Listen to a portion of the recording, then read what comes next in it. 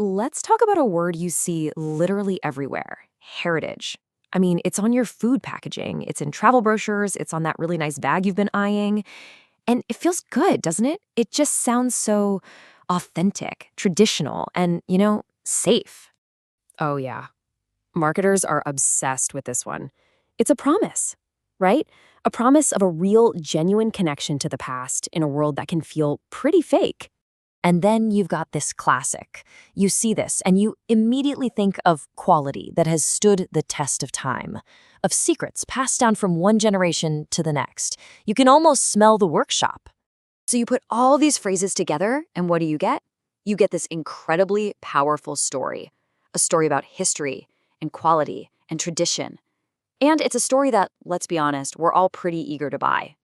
Okay, but hold on a second. We need to ask, is this warm, fuzzy word really as innocent as it seems? Or could it be hiding something a lot more complicated and maybe even a little bit troubling? This quote from the scholar Rodney Harrison, man, it just hits the nail on the head. He's saying that heritage isn't some dusty old thing we just find. No, it's something we're actively building right now. It's a story we choose to tell about what came before. And that right there leads to the big questions. If heritage is being built, who are the builders, and what's their blueprint? Well, as we're about to see, some of the biggest builders out there are corporations, and they're constructing these stories for one very clear reason: to make money. So, in this explainer, we're going to peel back the layers of this one little word, heritage. We're going to look at 5 hidden dangers to see how it's actually used as a pretty sophisticated tool to pull value out of culture, out of communities, and out of history itself. All right, here's our roadmap. We're going to look at how culture gets turned into a product, that's commodification, how the past gets a nice clean makeover through selective memory, how it gets really fuzzy who owns what. Then there's this idea of authenticity theater, and finally, how all of this funnels money away from the very communities it came from. So let's kick things off with danger number 1, commodification. This slide just lays it out perfectly. On one side, you have a living tradition. Think of a grandmother's recipe, something shared, something that's part of a community. On the other side, that same recipe gets turned into an industrial formula, locked up as a corporate trade secret. A living piece of culture becomes a dead product you buy off a shelf. Second, and this one is heavy, is selective memory. See, heritage never tells the whole story.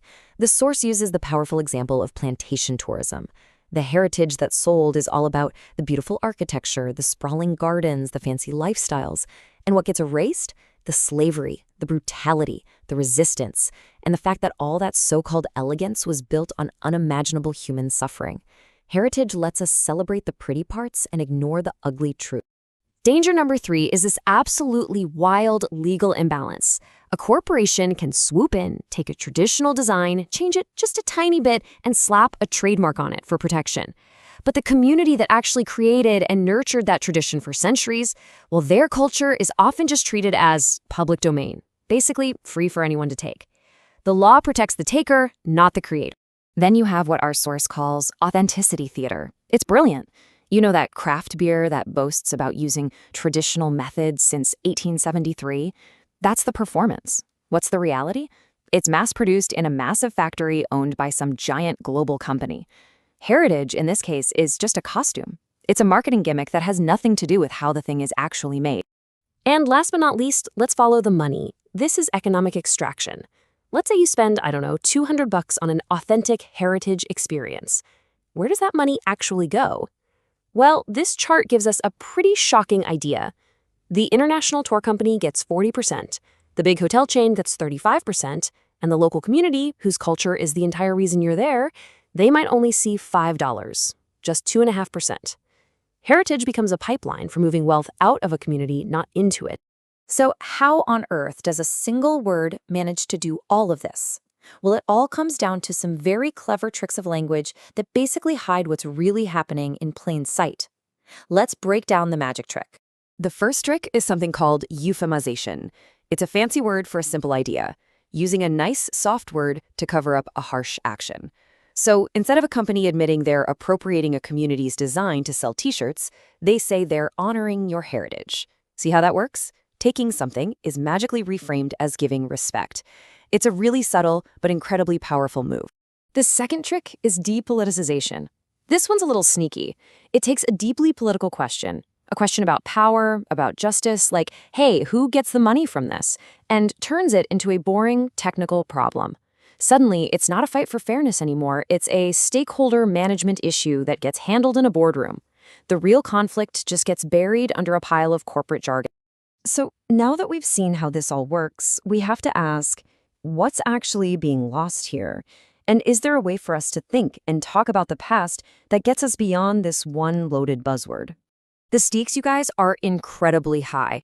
When we just accept this corporate version of heritage, real communities lose control over their own stories and their own practices. The actual messy, often painful truth of history gets paved over. Culture, which is supposed to be alive and changing, gets frozen in time like a museum piece. And maybe worst of all, the people who are the keepers of these traditions are denied economic justice. But here's the good news. The source points out there are much, much better ways to talk about all this. Just look at some of these alternatives. Instead of heritage, what if we said living traditions? That word living is key. It shows culture isn't a thing of the past. Or how about cultural sovereignty? That puts the rights of the community right at the center. These words are more honest, they're more precise, and they don't try to hide the politics. So at the end of the day, here's the main takeaway. That word heritage, at least when you see it out there in the marketplace, is almost never just about innocent nostalgia. It's a powerful political and economic tool. It's a word that makes the act of taking something from a culture sound like the noble act of saving it. And once you see that, you'll probably never look at that word the same way.